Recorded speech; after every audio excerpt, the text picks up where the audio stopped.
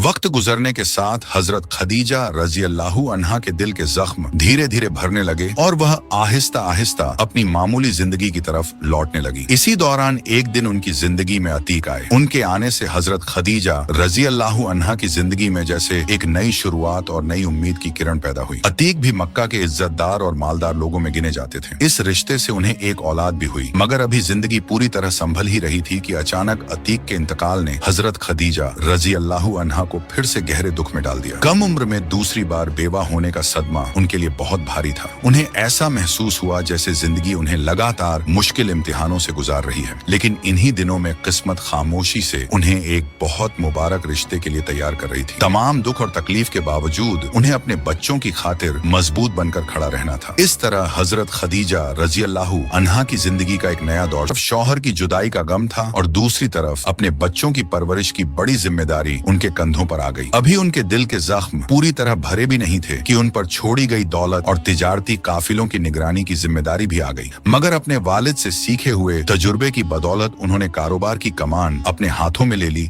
वक्त के साथ हजरत खदीजा रजी अल्लाहु अन्हा एक ऐसी समझदार और कामयाब ताजिरा बन गईं, जिनका नाम तिजारत की दुनिया में इज्जत के साथ लिया जाने लगा। उनका कारोबार दमिश्क की मंडियों, यमन की बंदरगाहों और हिजाज के दूर दराज इलाकों तक फैल गया। कहा जाता था कि जो भी हजरत खदीजा रजी अल्लाहु अन्हा के साथ तिजारत करता उसे घाटा नहीं होता। इन्हीं दिनों हजरत खदीजा रजी अल्लाहु अन्हा दमिश्क की तरफ जाने वाले एक बड़े तिजारती काफिले की तैयारी में लगी हुई थी। ऊंट तैयार खड़े थे, सामान भी अच्छी तरह जमा दिया गया था और काफिला रवाना होने के लिए लगभग मुकम्मल तौर पर तैयार था। मगर अभी भी एक कमी बाकी थी, ऐसा सच्चा, भरोसेमंद और नेक इंसान जो इस काफिले की जिम्मेदारी संभाल सके। मक्का की गलियों में इन दिनों हर तरफ एक ही नाम लिया जा रहा था। वही नाम आखिरकार हजरत खदीजा के कानों तक भी पहुंचा। वह नाम था मोहम्मद अल अमीन, जिसका मतलब है अमानतदार मोहम्मद। ऐश के लोग इस नूरानी चेहरे वाले नौजवान को उनकी सच्चाई और बेहतरीन अखलाक की वजह से पहचानते थे। ये वही यतीम मोहम्मद सल्लल्लाहु अलैहि वसल्लम थे जिन्होंने बचपन में बकरियां चराईं और तन्हाई में पहाड़ों के बीच बकरियों के झुंड की निगरानी की। अपने चचाओं के साथ तिजारती सफरों में शामिल होकर उन्होंने कारोबार की बारीकियों को भी अच्छी तरह समझ लिया था। रसूल अल्लाह सल्लल्लाहु अलैहि वसल्लम अपनी बात के पक्के, इंसाफ पसंद और सच्चे ताजिर के तौर पर मशहूर हो चुके थे।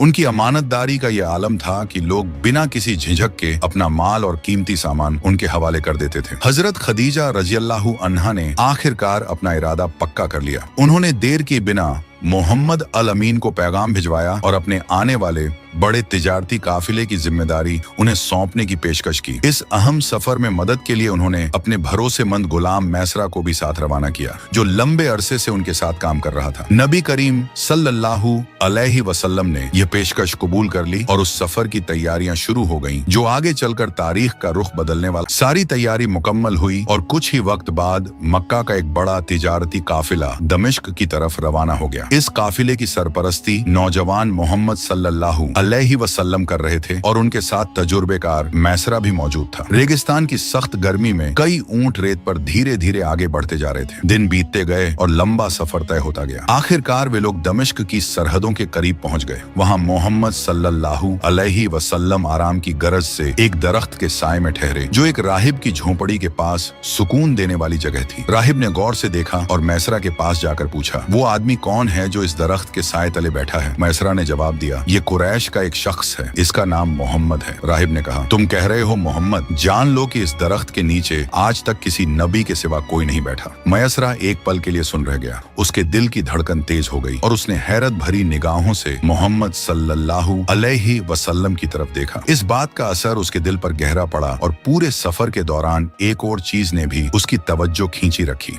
दोपहर के वक्त जब सूरज सेहरा पर तपिश बिखेर रहा होता, आसमान पर एक बादल दिखाई देता। जैसे जैसे नौजवान मोहम्मद सल्लल्लाहु अलैहि वसल्लम अपने ऊंट पर आगे बढ़ते, वो बादल भी उनके कदमों के साथ चलता। ऐसा महसूस होता जैसे उसे साया और ठंडक देने के लिए भेजा गया हो। इसके बाद जब भी मैसरा मोहम्मद सल्लल्लाहु अलैहि वसल्लम की तरफ देखता, वो दिल ही दिल में सोचता, ये यकीनन सबसे अलग और खास शख्स है